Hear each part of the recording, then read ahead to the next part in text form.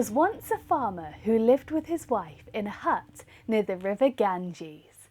It was a tiny hut, but a happy one. The farmer and his wife were very much in love.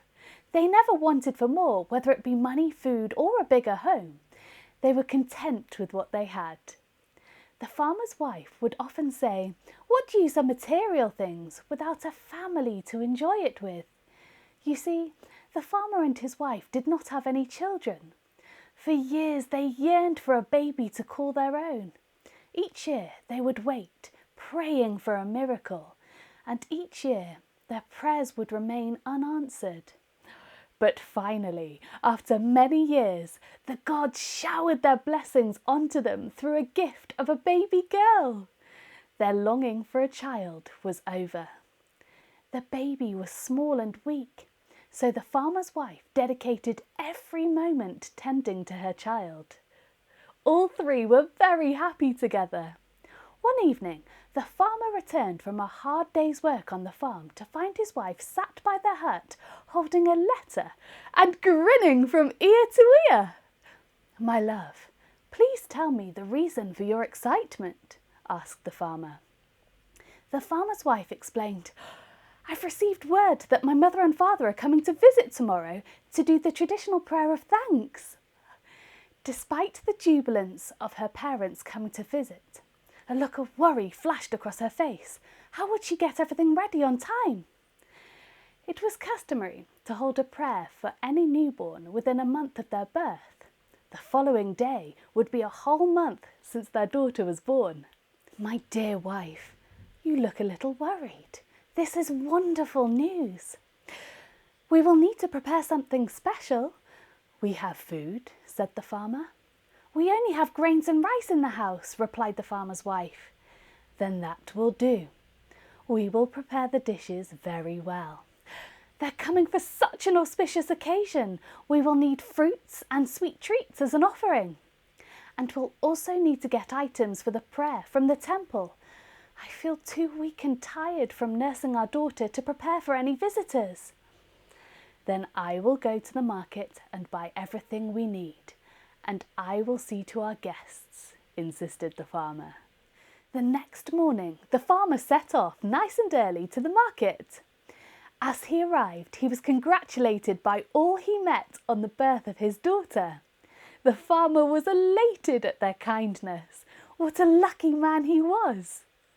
The farmer was stopped so many times that it was midday by the time the father purchased all the fruits and sweet treats for his guests. I will be late.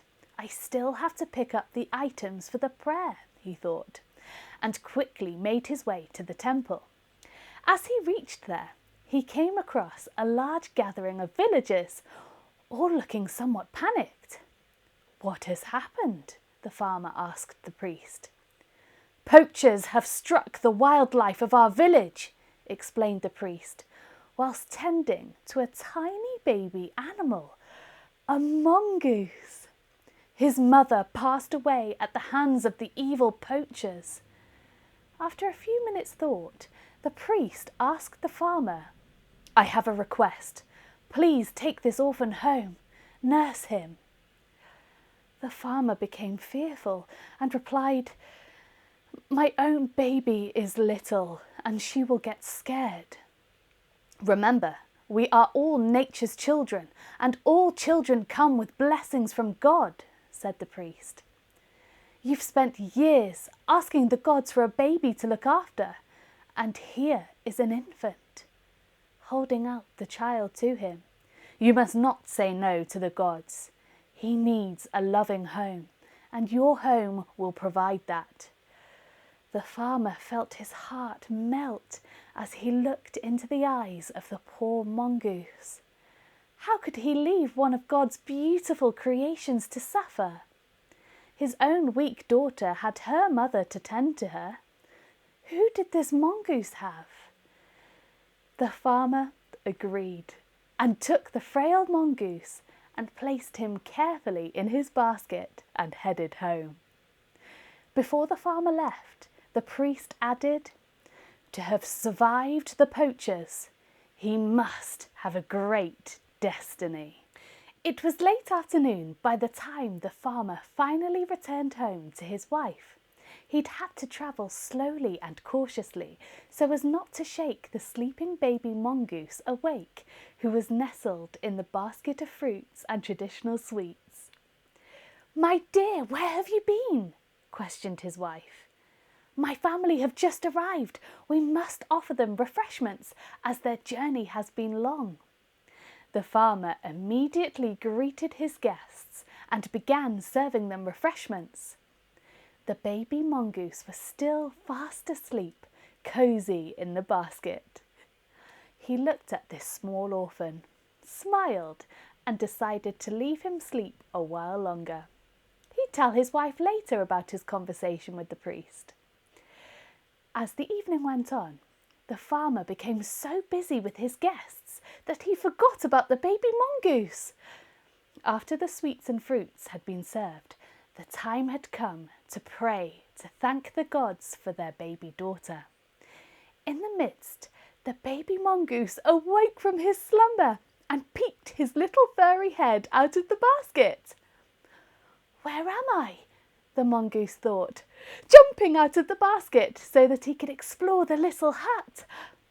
He was hungry, and on seeing all the food, he began helping himself to the feast of offerings. Yum! He was going to enjoy his time here. After a short while, when the prayer had ended, the farmer's mother-in-law opened her eyes. She caught sight of the baby mongoose and began to shout, "A rat! A dirty, filthy, disease-ridden rat!" The mongoose locked eyes with the woman, startled at her shrieks. He dropped the banana he had taken and ran under the table. His body shook with fear. The ear-piercing screams also woke their daughter up from her rest. "Stop, stop, stop!" The farmer held up his hands before gently lifting the mongoose and cradling him in his arms. "Calm down. It is not a rat. It's an orphaned baby mongoose." The farmer recounted what had happened with the priest. "But why bring it here? It should be drowned in the river," said the farmer's mother-in-law, before warning, "It will harm the baby." The farmer shook his head. God created the nature of animals to be loyal. They care fearlessly for their young. This is how he became an orphan. The farmer's daughter was still crying at being awoken by the commotion. The baby mongoose wriggled out of the farmer's loving arms and lay by the side of his child, calming her cries. "Trust me, this mongoose will protect our child. I know he will." As the farmer's wife bid farewell to her parents the following day, her mother warned, "Wild animals will always be wild. They cannot be trusted." As the months passed, their daughter grew stronger and her furry companion flourished into a fully grown mongoose. He was smart, attentive and loving to his adoptive family. He never left the baby's side. He watched her as if she was his own sibling. The farmer's wife began to trust the mongoose more and more, but her mother's words rang in the back of her mind. One spring morning, the farmer's wife needed to go to the market to sell the day's produce. Their neighbour was leaving for the market too, and had offered to take her and the bags of grain on his cart. But the farmer had just come back after working on the crops from the early hours and was resting. "My dear, wake up! I need to go to the market to sell the grain. I need you to look after the baby." "We'll go later," yawned the farmer. "The neighbour will take our heavy bags. We can't leave the produce sitting here. The birds will peck through the cloth bags and eat the grain." "Okay, you go. I am here," said the farmer. The farmer's wife left for the market, telling her husband to keep an eye on the baby and watch the mongoose. Soon after, the farmer fell back asleep. It was late afternoon when the farmer's wife returned home with a heavy pouch of money. The market had been bustling, and she was able to sell all of her grains. She couldn't wait to see her family. Life couldn't get any better. She reached the path that led to her small hut when an eerie feeling came over her. Something was wrong. The farmer's wife heard nothing but silence as she made her way down the path. The birds, who would normally be chirping cheerfully amongst the trees, were no longer present. She quickened her pace, finally reaching her hut, only to be met by the mongoose resting by the front door. "What are you doing here by yourself, mongoose?" asked the farmer's wife. It was not like the mongoose to sit there quietly, head hung as if he were exhausted. Usually the mongoose would be excited by her return and jump up, almost asking her to come to see the baby. But not today. She approached the mongoose and was able to see him clearly in the light coming from the hut. "Blood!" she screamed. The red liquid soaked his small pores and dripped from his lips. "Where is my baby? What have you done?" It was then the farmer's wife remembered the words of her mother. "Wild animals will always be wild. They cannot be trusted." In a surge of anger, and with all her might, she pushed the mongoose off the veranda. "Leave!" she screamed. "Leave my house and never come back," pointing towards their front gate before running into the hut. There was her daughter, peacefully sleeping in her basket. She picked her up and carefully checked her. What? There is no blood. It was then she noticed a cobra, a deadly cobra, lying motionless on the ground, surrounded by blood. Her eyes widened as she understood what had happened. The mongoose must have fought the cobra. He was protecting her child. What had she done? She ran out and couldn't see the mongoose anywhere. "Mongoose!